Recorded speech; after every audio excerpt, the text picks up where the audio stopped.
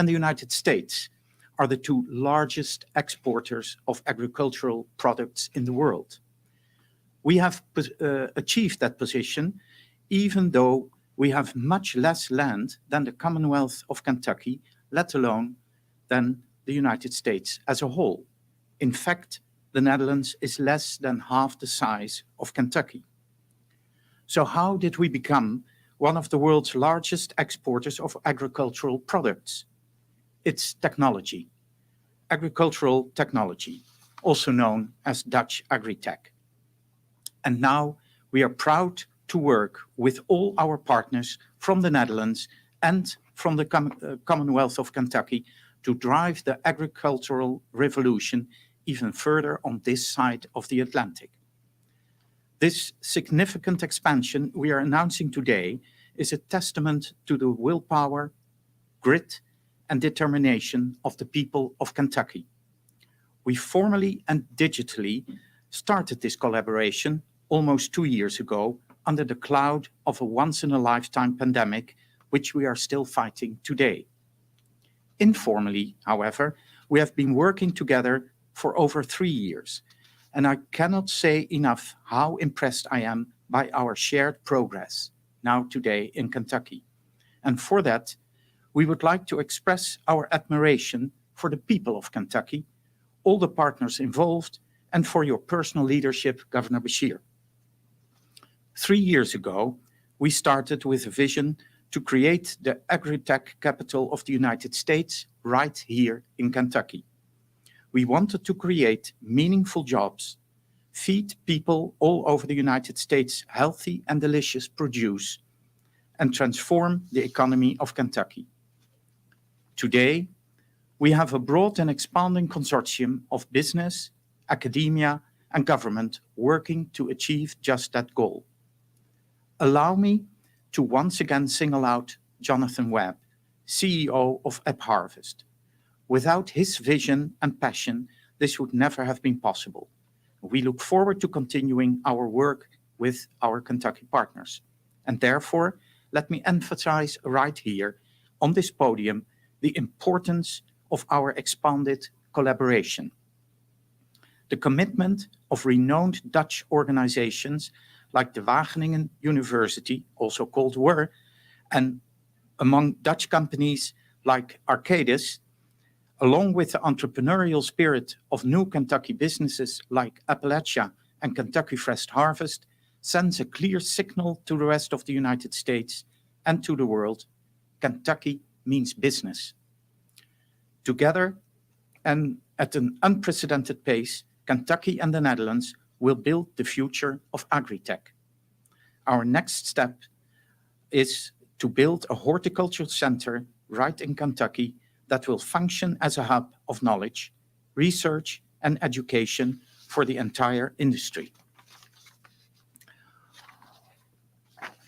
I want to welcome our new partners and thank our existing partners as we continue to work a common vision for the future. I thank you very much.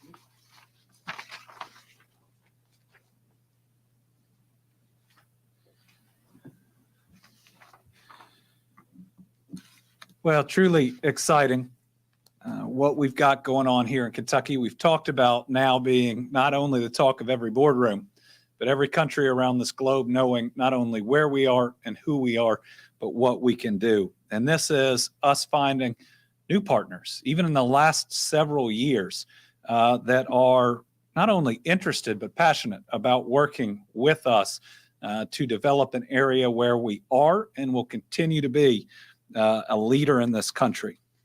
So to further that, today I want to highlight a project that is so exciting that's helping us keep our incredible economic momentum moving forward in 2022 and talk about the jobs of tomorrow. Last year, again, we set that record, $11.2 billion in new private sector investment, 18,000 quality job opportunities. But today, our guest is a part of an exciting January we talked about. Over $670 million invested, more than 1,400 new jobs. A major contributor to those numbers was a company in Louisville that's bringing an important industry to our state while building on our rapidly growing presence of electric vehicle-related investment. Since 2001, Quadrant has operated an engineering and machining and assembly hub in Louisville. They do so much inside this facility. I got a tour. And the company is now growing its footprint in the area in a significant and exciting way. A producer of rare earth magnets used in EV motors and so many other applications, medical and so many others, Quadrant is going to construct a 171,000 square foot manufacturing facility near its existing Louisville operation. It'll be the company's first mass production facility in the U.S. and furthers its plans to establish a world-class magnetics, manufacturing, and research campus here. It also addresses our supply chain, whether we are looking at so many of our industries in Kentucky or in the United States, to ensure that we are not relying especially on supply chains that can be disrupted in ways that we are learning so painfully about. Quadrant is investing over $95 million, going to create over 200 quality new jobs in this facility. It's an investment not only in the future of EV, this is a great investment in Kentucky. This electric vehicle industry has been a major contributor to our recent success, but this is a part of it and a part of so much more that we don't have in Kentucky right now. Anytime you use the phrase rare earth right now, it's something that makes you the envy of the rest of the country, if not the rest of the world. This is an example of how we are growing all parts of these exciting new industries, and we will continue to work to have as much of the supply chain, especially those critical aspects that we've been hurting for not having right here in Kentucky. I can't thank the leaders at Quadrant enough, but also I want to thank their employees that I got to meet so many of there. Dedicated, committed, excited about what they're doing. Each and every person I talked to was excited not only that they're growing, but what it meant for Kentucky, and in this instance, what it meant to Louisville. So I'd like to welcome a new friend, Michael Brand, president at Quadrant, to come up and share a few words about the exciting project.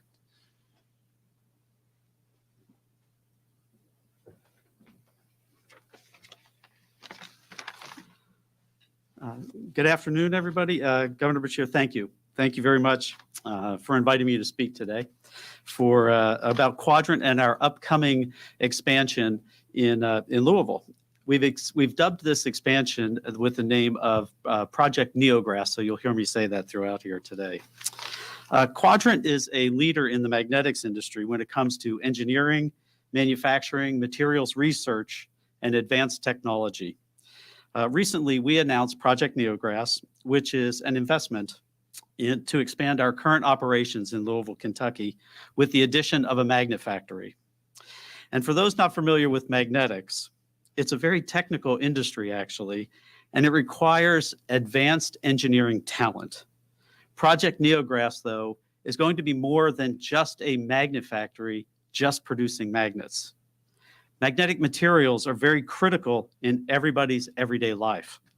The products that we will produce in this factory will be used in electric vehicles, motors, medical devices, consumer electronics, robotics, consumer products, pumps, sensors, and just so many other applications. These products are not only going to be used in today's current generation of products, but in future generations of products that will be developed by our customers with the help of us. So this manufacturing center and this research center will further the position of Kentucky in the magnetics industry as a leader, not only by themselves, but with us.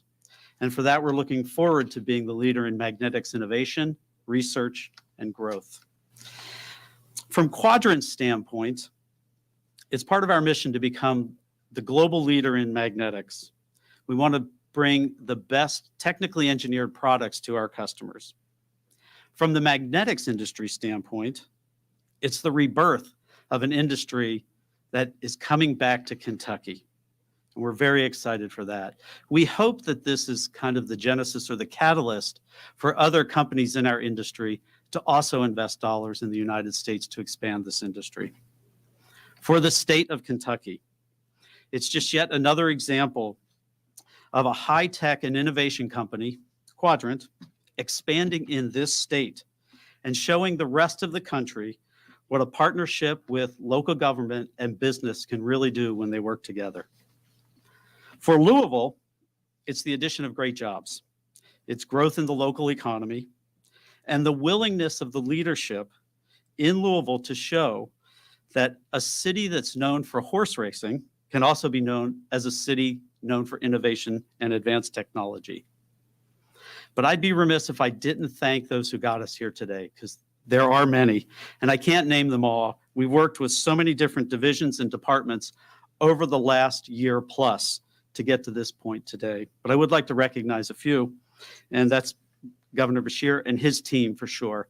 They've been tremendous to work with. They've been great help and great guides to us. Mayor Fisher in Louisville and his team, they've also been a wonderful partner with us. I'd like to thank Louisville Forward and the Kentucky Economic Development Groups. These teams literally have been paramount in helping us accomplish our goals and literally guiding us through this process and this path to get us where we are to this moment right here today. So Project Neograf for us is definitely an exciting project. Governor Beshear said it correctly. I mean, this is an exciting day for us. It's exciting because we know that we are expanding in Kentucky. This is where we have our roots, and this is where we want to be. So it's an exciting day for us. It's also exciting because we're bringing back magnets and manufacturing back to Kentucky. And this is just the beginning, what we think is the beginning of the expansion of the magnetics industry back into the United States. But we also know from Quadrant's standpoint that it's the continuation of the collaboration that we have with the great leadership here in Kentucky. And I want to thank you for that again. So my last comment is, who knows, one day this is the hope. This is the hope. When people mention Kentucky, they're going to say, that's the state where they have bourbon, horse racing, and the best basketball, college basketball in the country. But they also have the best magnetics hub anywhere. Thank you again.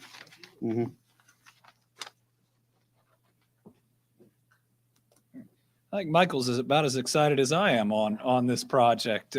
Thrilling for Kentucky. Again, shows you that we are competing in areas and industries that we dreamed about growing up. So pretty special.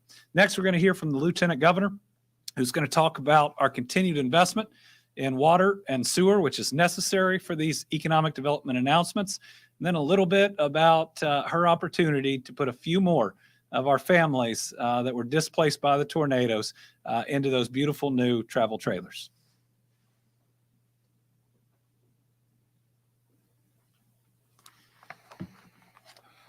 Thank you so much, Governor.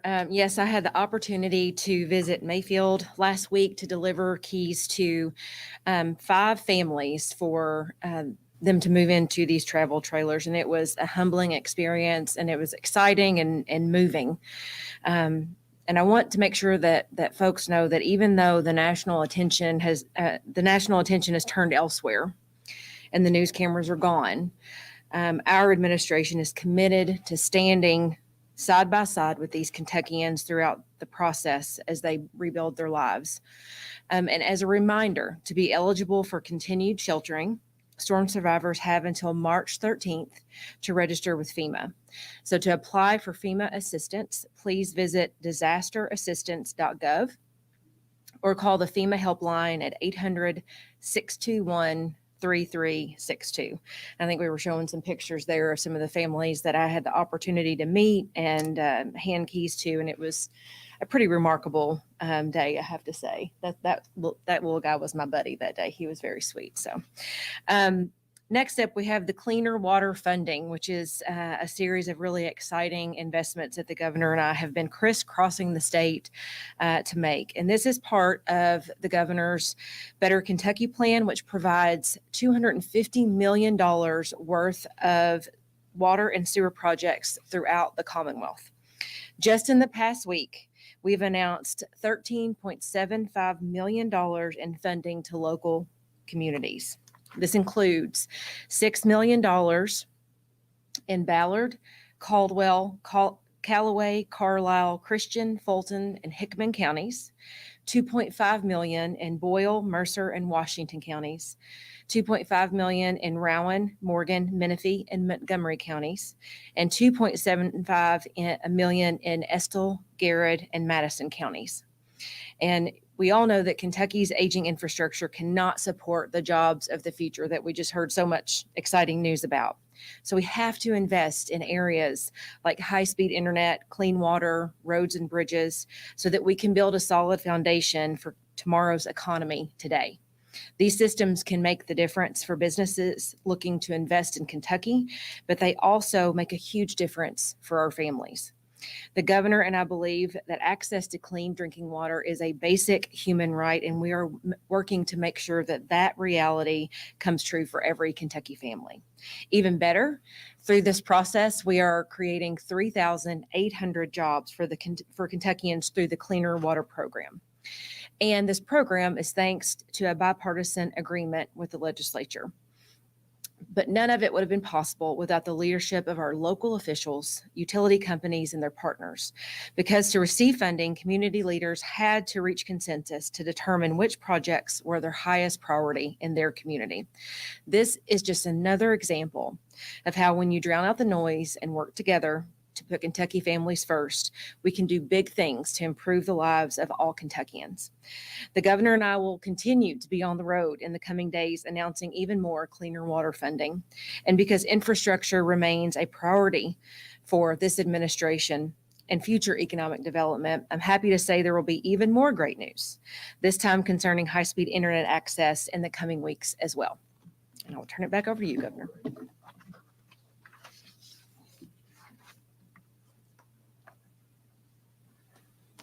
And once again, a big thanks to the General Assembly for their work in what was a bipartisan branch of government agreement on how to spend those water and sewer funds. We haven't seen enough bipartisan agreement or agreement between legislative and executive, but I tell you what, the agreement in all 120 counties between county judges and local officials just blows away what we might have done here in Frankfort, and serves as a testament and an example that we ought to be following here, and they ought to be following in Washington, D.C. Clean water in red or blue, it's not Democrat or Republican, it's just good for our families. And just about 95% of everything that we ever do here in Frankfort, we could view that same way too, that our jobs aren't to move the state right or left, but to move them forward. And when we stop trying to count votes, or think about forcing a vote that'll get this group mad or that group mad, and that might have some impact on elections. When we push all that aside, we can do some really good, special things that help our families. Okay, in more good news, we're going to give you just a couple of charts on COVID. This is midweek that shows you things are getting better. We right now are on track to have fewer cases this week than last week.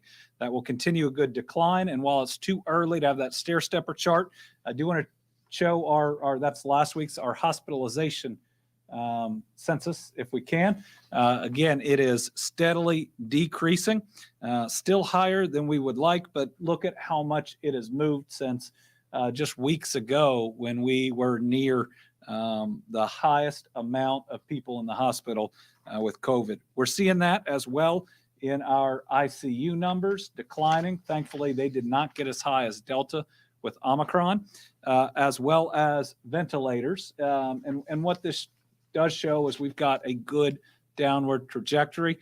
Again, we believe that by the middle of March, hopefully even earlier, we will be out of the red, probably even through the orange into the yellow. And this time, I hope we hit green.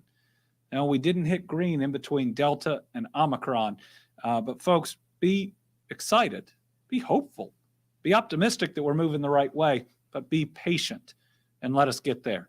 We are really close, and you don't want to get COVID right in those last couple, 3 or so weeks when it is still one of the highest that it's been in the entire pandemic, when just a little more patience can get us where we need to be. Also, remember, people are still dying, but almost all of them are unvaccinated. If you look here, again, this is updated to today. If you are under the age of 60 and you are vaccinated, and especially if you are boosted, this thing right now isn't going to kill you, right? I mean, it's pretty amazing. You are almost 100% guaranteed that if you are under 70, really, or under 60, but pretty close to under 70, and you are vaccinated and boosted, you are going to make it. With us facing the most infectious disease that we have seen, at least since the measles, that's really incredible. And that is a testament to how amazing these vaccines not only were when they were created, but how they stand up even to the variants. But let me say this, it also means that virtually every death we've had under 60 was avoidable. Every single person we've lost. When I read out ages of people far too young, almost all of that was avoidable. So listen, it's a pretty good reason, if you're especially under 60 and you haven't gotten your vaccine right now, that if you get it, you're not going to die, right? I mean, it may be that simple and that clear. And again, we would really encourage people to get vaccinated. Our vaccinations are down, but there are still people choosing to get vaccinated each day. I think yesterday's numbers were some of the lower.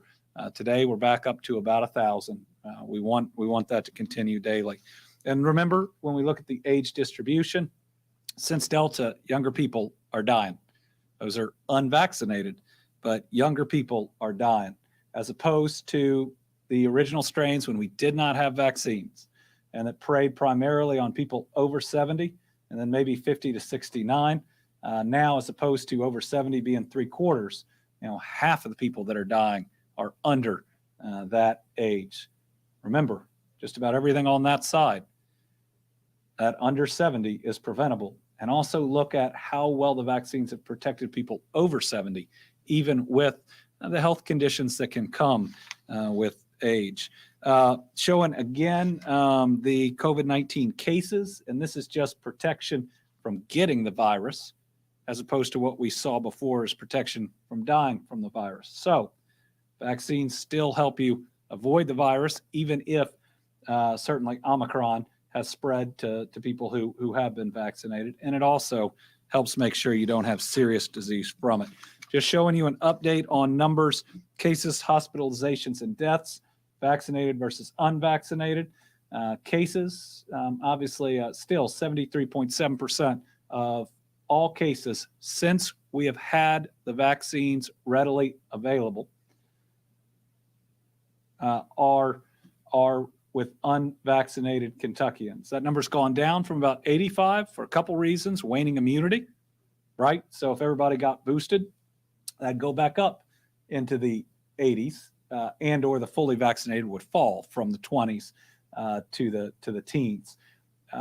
And it's just Omicron, while if you are vaccinated and boosted, doesn't seem to hit you much at all. If you're vaccinated and not boosted, may feel like the flu. And if you're unvaccinated, again, it hits you like a truck. But that's having an impact on cases. But still, you see hospitalizations and deaths. These are numbers that are phenomenal for any vaccine. All right, so lots of good news today. Again, vehicle taxes now frozen, with last year saving lots of people money. An opportunity to temporarily lower the sales tax, saving Kentuckians $800+ million, and encouraging spending to help our small businesses like restaurants that have been hit hard in the pandemic. Expansion of our consortium with the Dutch to further our international reputation in agriculture technology and to bring in more Kentucky companies. Just hearing from a company like Quadrant, which is doing, if you'll pardon a kid that grew up in the 80s and the 90s, incredibly cool things here in the Commonwealth.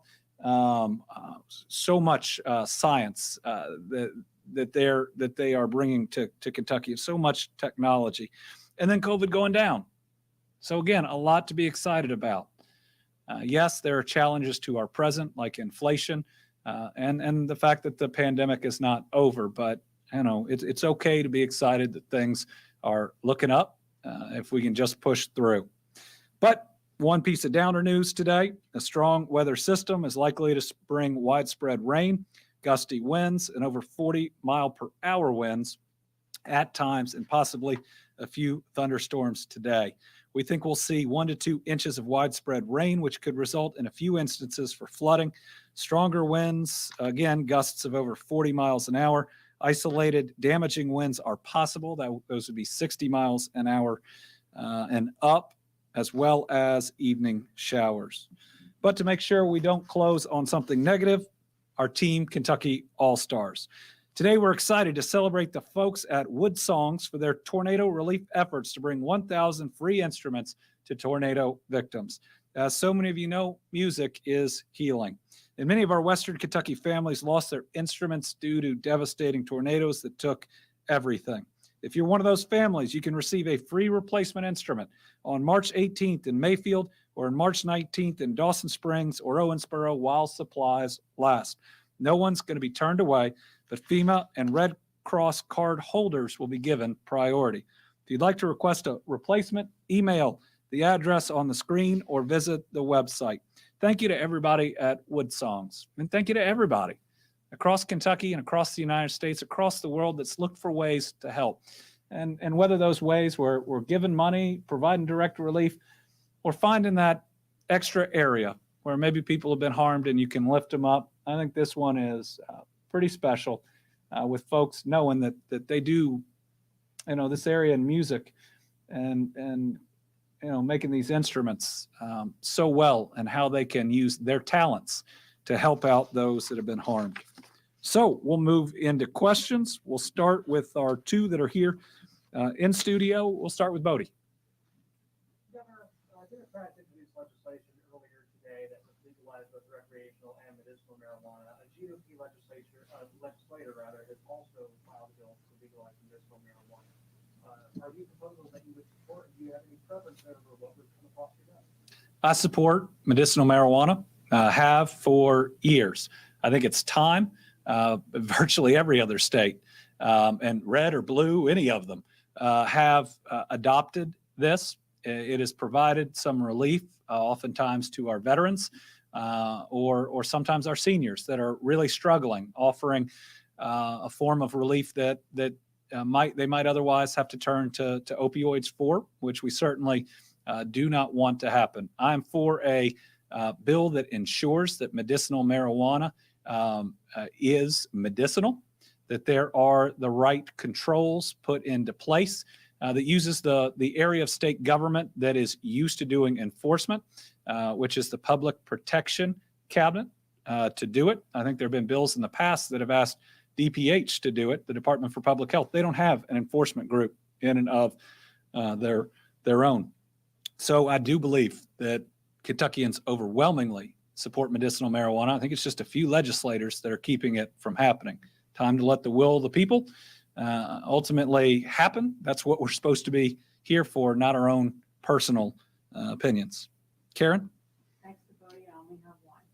Are you looking at other ways to bring financial relief to Western Kentucky? What you announced yesterday will of course help, but everything is so inflated as far as rebuilding costs. Yeah. What other things can you do? So one of the most important things that we're looking at to help in Western Kentucky, above and beyond from the government services that we're providing, and if you go to our website, whether it helps with unemployment for those that are going to be struggling with it, from food aid, sheltering, so many different programs that are out there normally to help people that we want them to take advantage of here.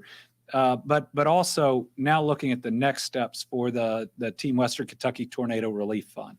And we believe that once we are able to provide some relief to the insured, we've provided some relief to the uninsured, that we're going to be able to directly invest in rebuilding, and certainly bringing to bear the tens of millions of dollars that we will be able to address some of those extra expenses and costs in rebuilding.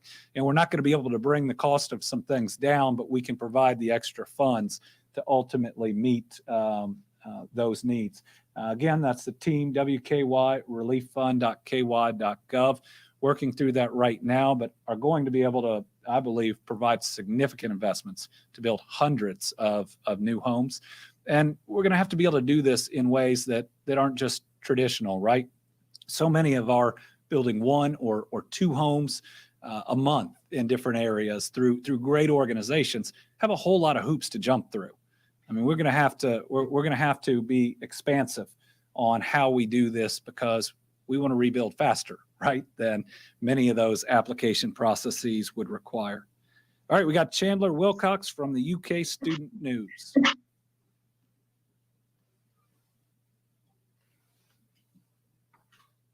Chandler, Thank you, there? Governor. My bad. We got unmuted. The National Transportation Research found in a recent study that Lexington area drivers are spending over $1,500 due to rough road conditions.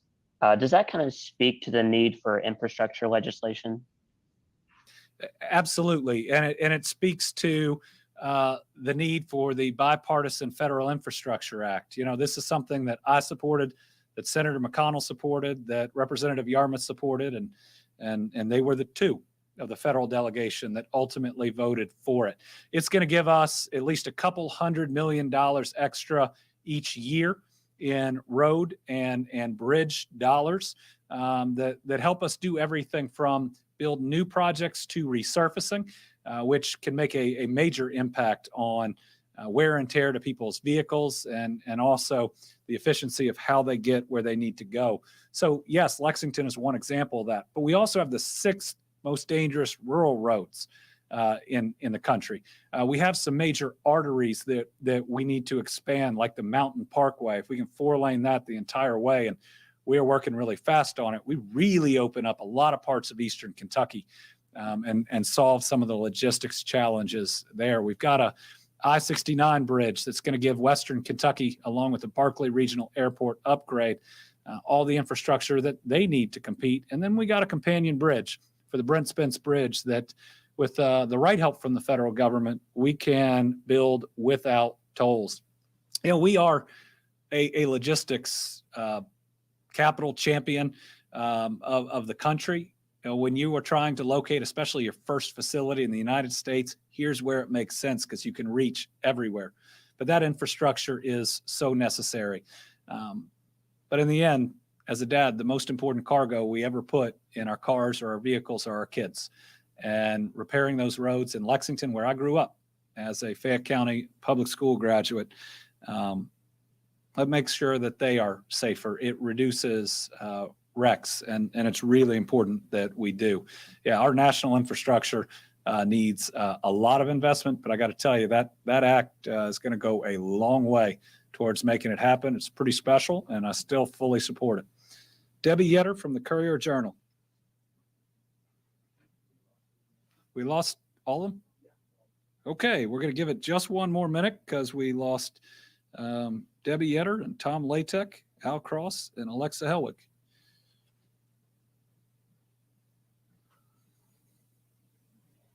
We'll give it 1 minute, and then I'll start asking their questions for them. Because, okay. Well, we're going to accept questions via email. I apologize to these journalists. It is a technical issue. We want to make sure we get you the information. I hope everybody has a safe day today with this weather. We'll be back to give a COVID update where we hope we continue to see good trends on Monday. Remember, make sure your voice is heard during these general assemblies. Let's stop doing the silly stuff, and let's focus on the things that help all of our families. Not red, not blue, not left, not right, but forward and good for our people. Thanks. All right.